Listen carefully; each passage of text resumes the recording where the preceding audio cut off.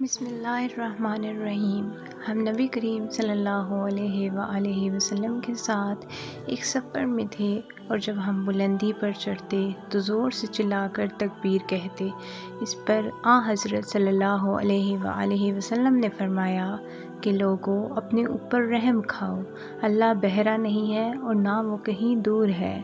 تم ایک بہت سننے، بہت واقف کار اور قریب رہنے والی ذات کو بلاتے ہو۔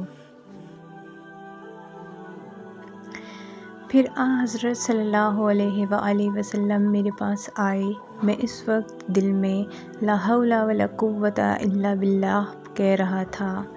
حضرت صلی اللہ علیہ وآلہ وسلم نے مجھ سے فرمایا، عبداللہ بن قیس، لا حول ولا قوۃ الا باللہ کہا کرو کہ یہ جنت کے خزانوں میں سے ایک خزانہ ہے۔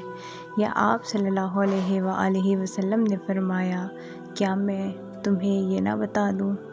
جزاک اللہ۔